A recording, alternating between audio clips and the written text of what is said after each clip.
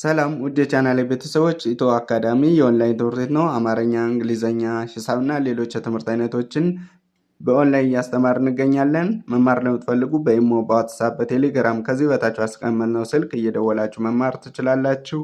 ሰላም ውድ የቻናሌ ቤተሰቦች፣ በዛሬ ዝግጅታችን ሙሉ የአማርኛ ፊደላትና እንዲሁም ኮምፒውተር ላይ በአማርኛ ሆኖ እንዴት በእንግሊዘኛ ጽፋችሁ በአማርኛ ታነቡታላችሁ የሚለውን ይዤላችሁ መጥቻለሁ። ለቻናሌ አዲስ የሆናችሁ ተማሪዎች ላይክ፣ ሰብስክራይብ በማድረግ የዩቲዩብ ቻናሌን አበረታቱኝ። ወደ ቪዲዮአችን ስንሄድ እቺ ሃ እቺ ሃ እቺ ዩ ሁ እቺ አይ ሂ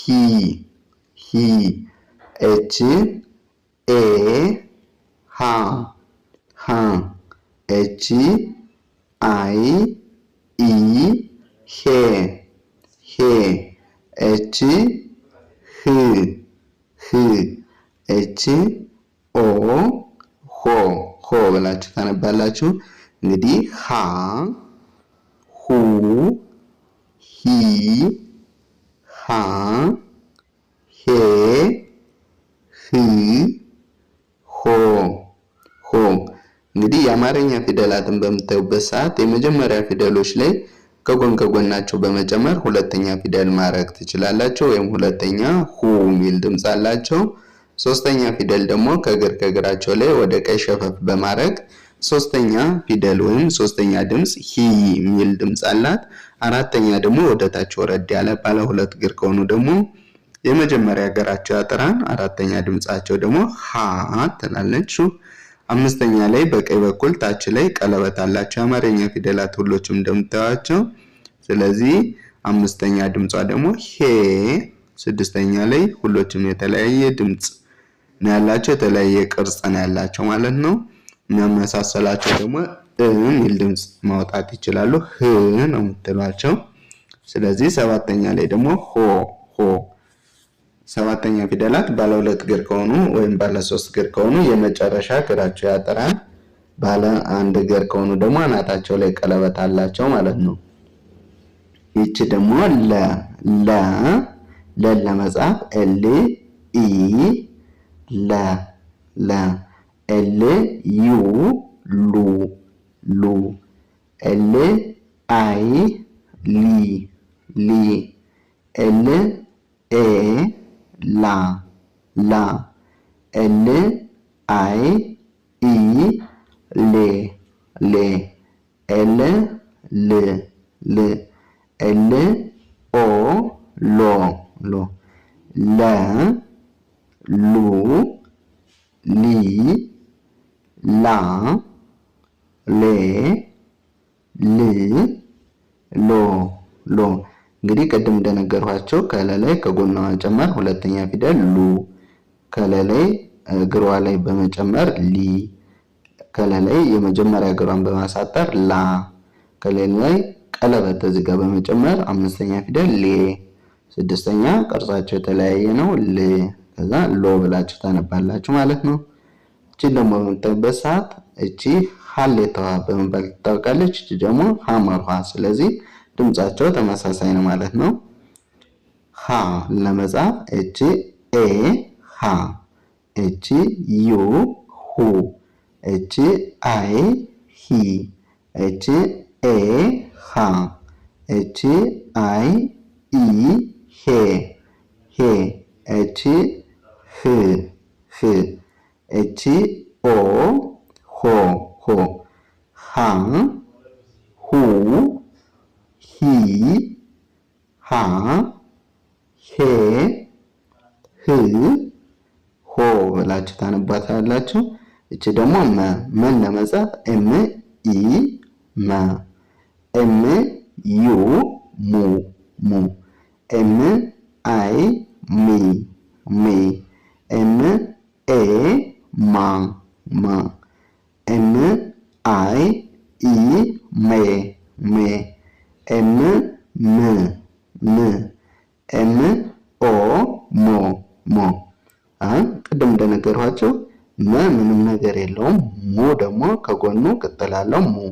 ሚ ሲሆን ደግሞ እግሩ ወደ ቀኝ ሸፈፍ ያለ ነው እንደምታዩት ሚ። ማ እቺ ደግሞ ማ አራተኛ ፊደል አ ሚል ድምጽ አላቸው። ስለዚህ ማ። አምስተኛ ሜ ም ሞ እያላችሁ ታነባላችሁ። ወደ ቀጣዩ ስናልፍ ደግሞ እዚህ ጋር የምትመጡበት ሰ ሰ እስ ኢ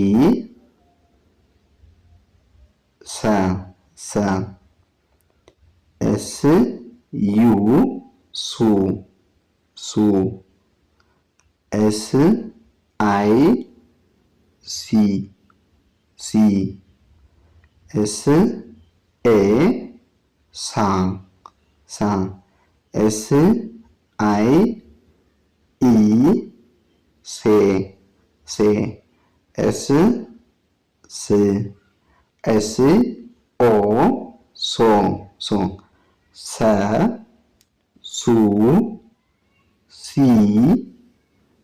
ሳ ሴ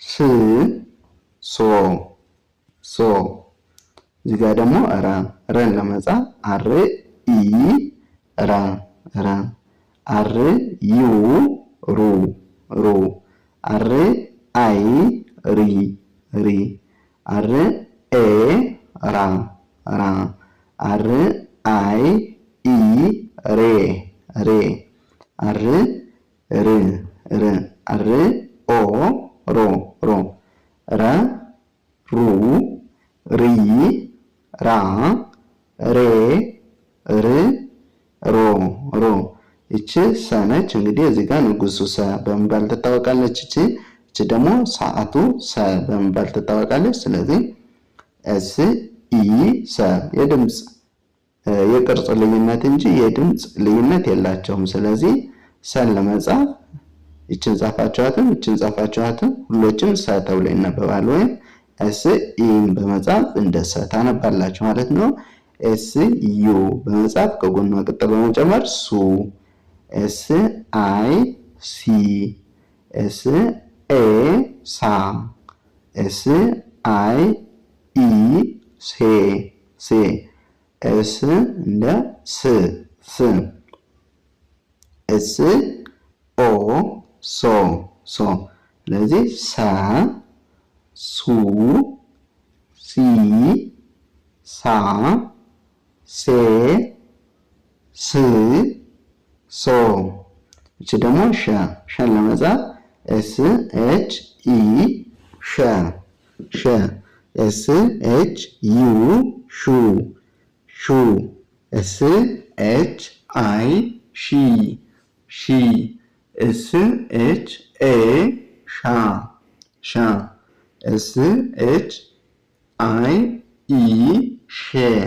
ሼ ኤስ ኤች ሺ ሺ ኤስ ኤች ኦ ሾ ሾ ሸ ሹ ሺ ሻ ሼ ሽ ሾ ሾ እቺ ደግሞ ቀ ቀ ትባላለች።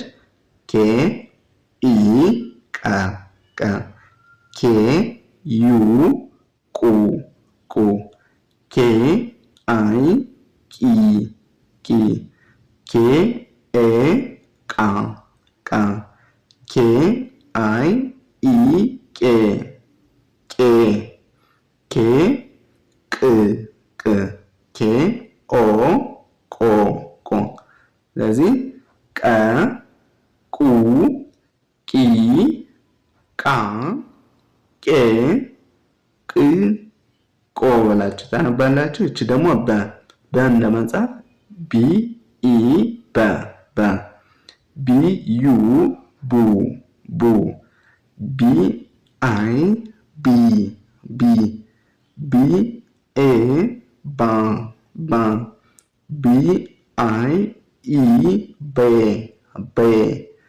ቢ እንደ ቤ ነበረ። ቢ ኦ ከሆነ ደግሞ ቦ ቦ ስለዚህ በ እቺ በነች። ከጎኗ በመጨመር ቡ አያቻት ቡ ትሆናለች። ሁለተኛ ፊደል እግሯ ላይ በማድረግ ደግሞ ቢ። ሶስተኛ ፊደል እግራቸው ወደ ቀኝ ሸፈፍ ሸፈፍ ያለ ነው። ስለዚህ ቢ። አራተኛ እግር አጣራ ናቸው። ባለ ሁለት እግር ከሆኑ ባ ባ። አምስተኛ ደግሞ በቀኝ በኩል ታች ላይ ቀለበት ቤ ቤ።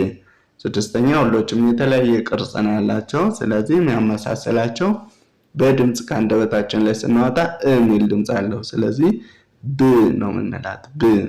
እቺ ደግሞ ቦ የመጨረሻ እግሯ አጣራ።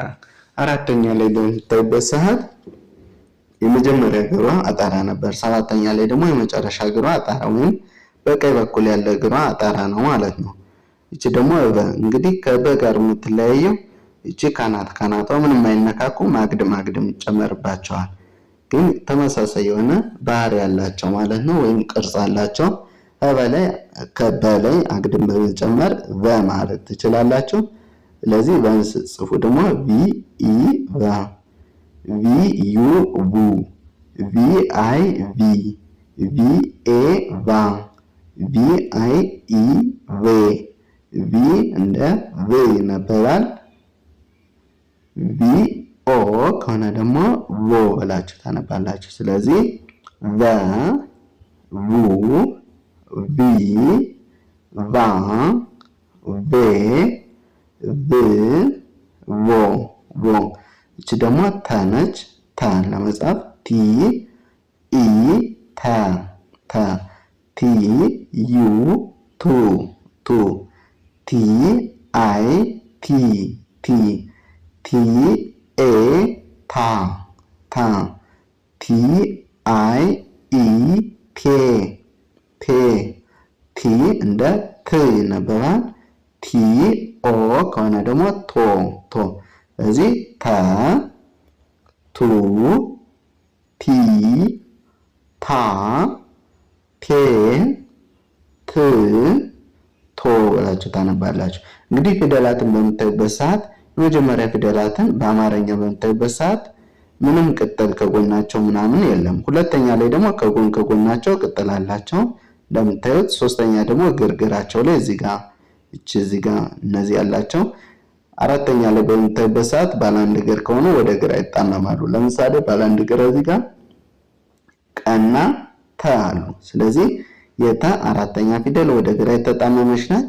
የቀ አራተኛ ፊደል ወደ ግራ የተጣመመች ናት።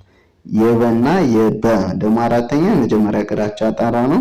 አምስተኛ ፊደላትን በምታዩበት ሰዓት ደግሞ በአማርኛ ላይ በቀኝ በኩል ታች ላይ ቀለበት አላቸው ማለት ነው። ስለዚህ በቀኝ በኩል ታች ላይ ቀለበት ካላቸው አምስተኛ ፊደል ናቸው ማለት ነው።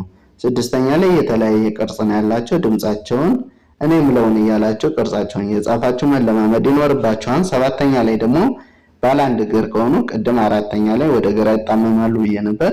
ሰባተኛ ላይ ደግሞ አናታቸው ላይ ቀለበት አላቸው እንደምታዩቸው። የቀ ሰባተኛና የተ ሰባተኛ አናታቸው ላይ ቀለበት ይታያል ወይም ክብ ነገር አለው። ባለ ሁለት እግር ከሆኑ ደግሞ የመጨረሻ እግራቸው ወይም በቀኝ በኩል ያለ እግራቸው ያጠራል እንደምታዩቸው።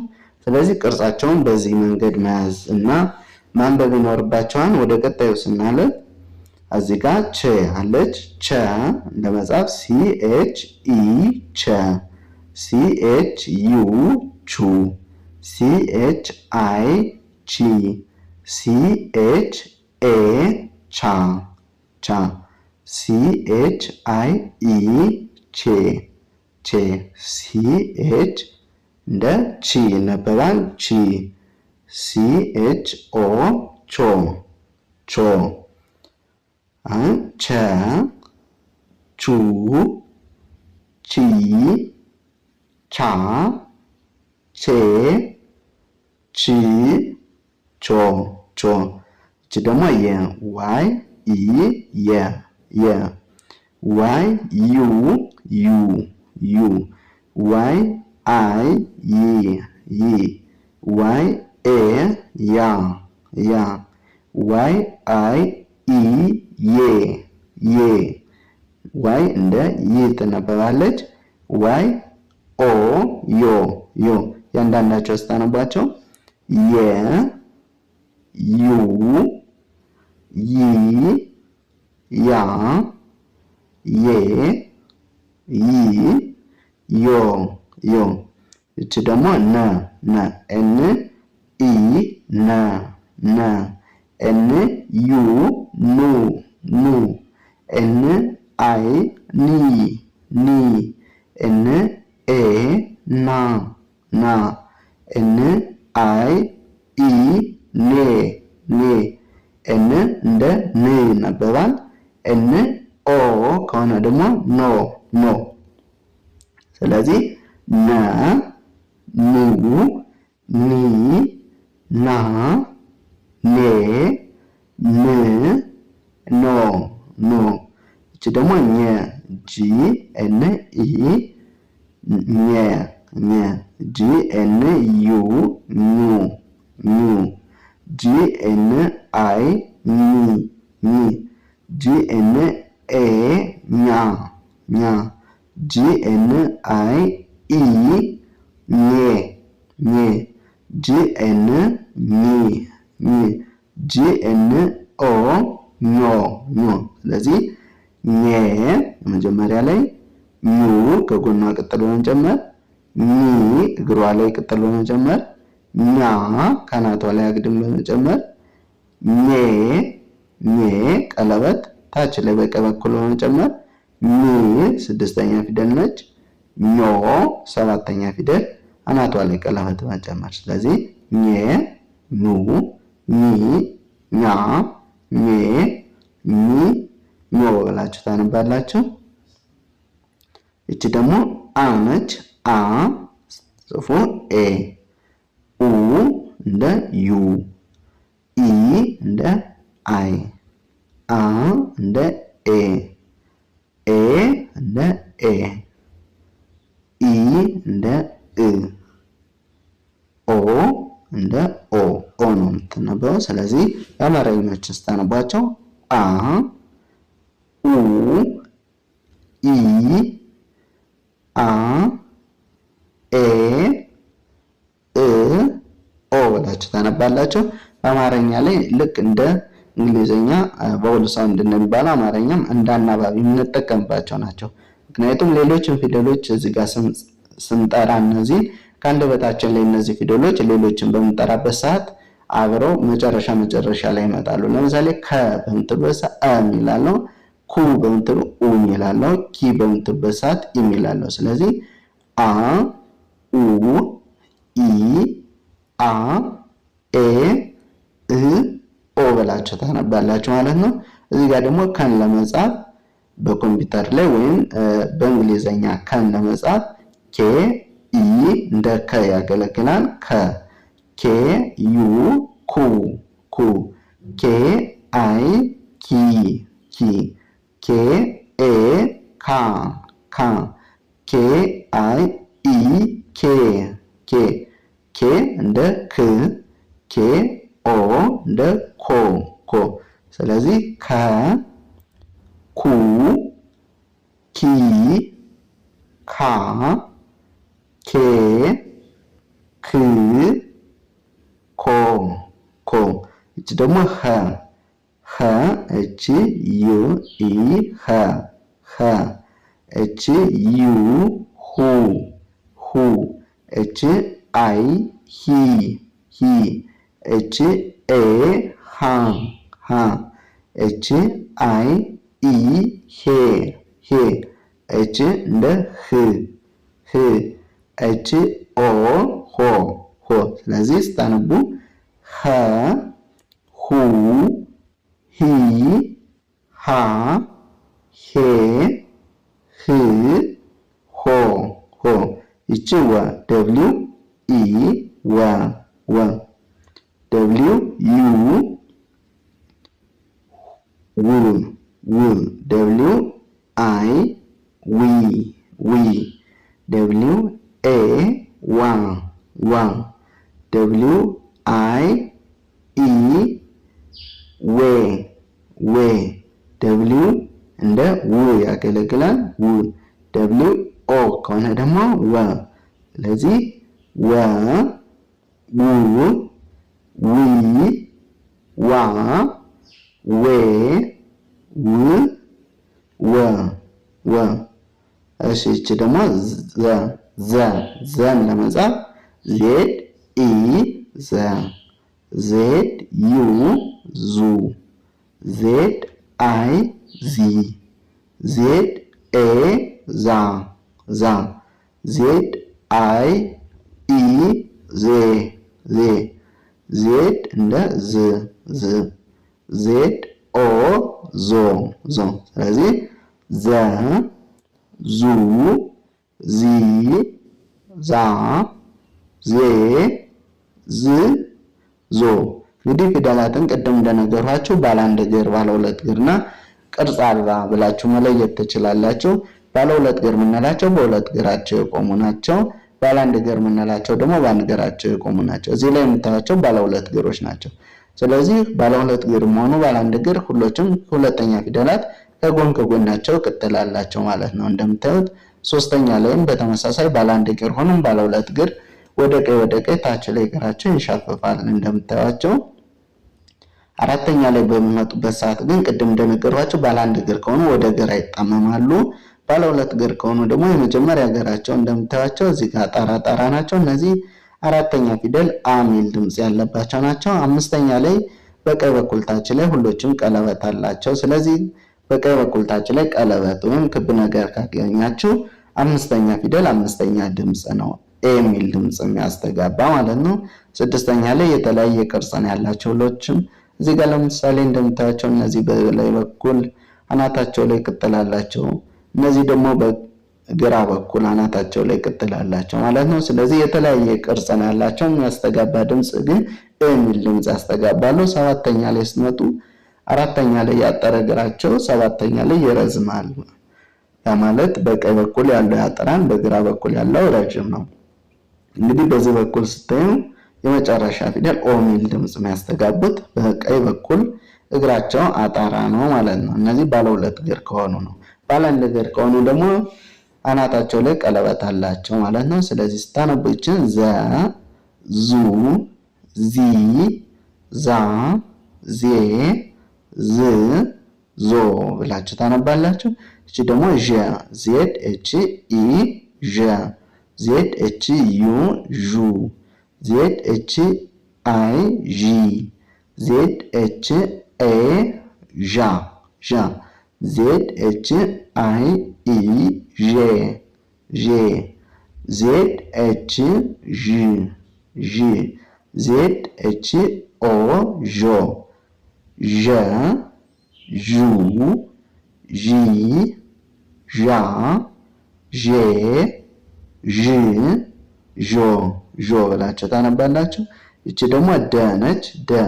ስለዚህ ደ ለመጻፍ ዲ ኢ ደ ዲ ዩ ዱ ዲ አይ ዲ ዲ ኤ ዳ ዲ አይ ኢ ዴ ዲ እንደ ድ ይነበባል እንደ ድ ዲ ኦ ዶ።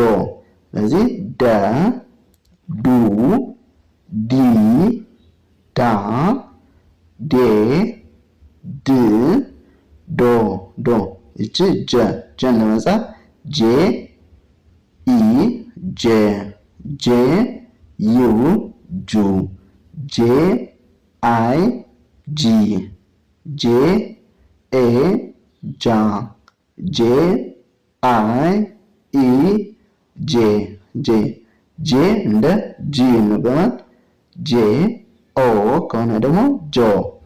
ስለዚህ ጄ ጁ ጂ ጃ ጄ ጂ ጆ። እዚህ ጋር ደግሞ ገ ጂ ኢ ገ ጂ ዩ ጁ ማለት ጉ ጂ አይ ጊ ጂ ኤ ጋ ጂ አይ ኢ ጌ ጂ እንደ ግ ጂ ኦ ጎ። ስለዚህ ገ ጉ ጊ ጋ ጌ ግ ጎ ጎ እቺ ጠ ጠን ለመጻፍ ቲ ኢ ጠ ጠ ቲ ዩ ጡ ጡ ቲ አይ ጢ ጢ ቲ ኤ ጣ ጣ ቲ አይ ኢ ጤ ጤ ቲ እንደ ጥ ትነበባለች እንደ ጥ ቲ ኦ ጦ ጦ ስለዚህ ጠ ጡ ጢ ጣ ጤ ጥ ጦ ጦ እዚህ ጋር ደግሞ ጨ ሲኤች ኢ ጨ ሲኤች ዩ ጩ ሲኤች አይ ጪ ጪ ሲኤች ኤ ጫ ጫ ሲኤች አይ ኢ ጬ ጬ ሲኤች እንደ ጪ ሲኤች ኦ ጮ ስለዚህ ጨ ጩ ጪ ጫ ጬ ጪ ጮ ጮ እቺ ደግሞ ጸ ቲ ኤስ ኢ ጸ ጸ ቲ ኤስ ዩ ጹ ጹ ቲ ኤስ አይ ጺ ጺ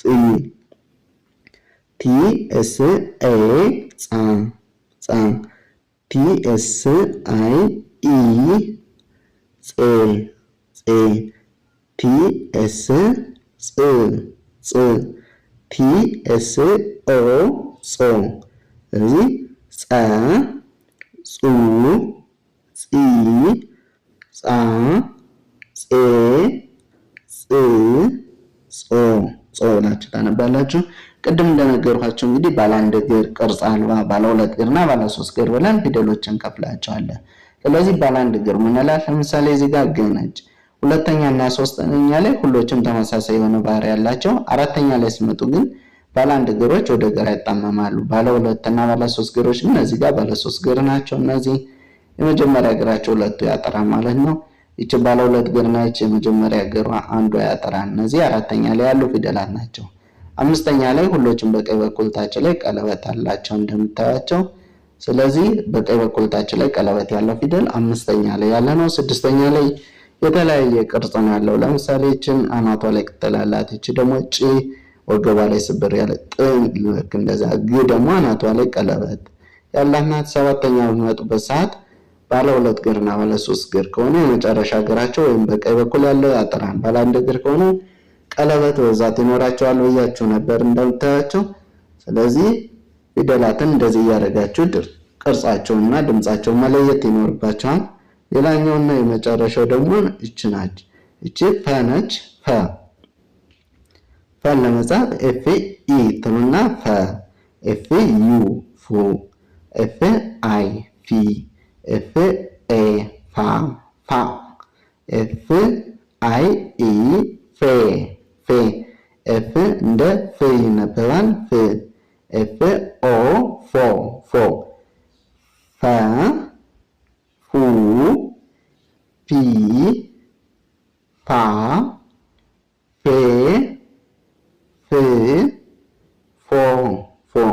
እቺ ጸ ነች። ጸ እንግዲህ ከመሀሏ ላይ አግድም አላት። ልክ እንደ ዜሮ ሆና መሀሏ ላይ አግድም እንደምታዩት ጸ ትባላለች። ቲ ኤስ ኢ ጸ፣ ቲ ኤስ ዩ ጹ፣ ቲ ኤስ አይ ጺ ጺ፣ ቲ ኤስ ኤ ጻ ጻ፣ ቲ ኤስ አይ ኢ ጼ ጼ፣ ቲ ኤስ ጽ ጽ፣ ቲ ኤስ ኦ ጾ ጾ። እዚህ ስታነባቸው ጸ ጹ ጺ ጻ ጼ ጽ ጾ ብላችሁ ታነባላችሁ። እቺ ደግሞ ፐ ትባላለች። ፐ ፒ ኢ ፐ፣ ፒ ዩ ፑ ፑ፣ ፒ አይ ፒ ፒ፣ ፒ ኤ ፓ ፓ፣ ፒ አይ ኢ ፒ እንደ ፕ ይነበባል። ፒ ኦ ፖ ስለዚህ ፓ ፑ ፒ ፓ ፔ ፕ ፖ ብላችሁ ታነባላችሁ። እቺ አ ነች። አይኗ አ ትባላለች። እንግዲህ ጸና አ ልዩነታቸው ጸ ከማሏ ላይ አግድማላት፣ አ ደግሞ ምንም ነገር የላትም ማለት ነው። ስለዚህ እስከ ሁለት ያሉት ይመሳሰላሉ። ስለዚህ አን ለመጻፍ ኤ፣ ኡን ለመጻፍ ዩ፣ ኤን ለመጻፍ አይ፣ አን ለመጻፍ ኤ ነች።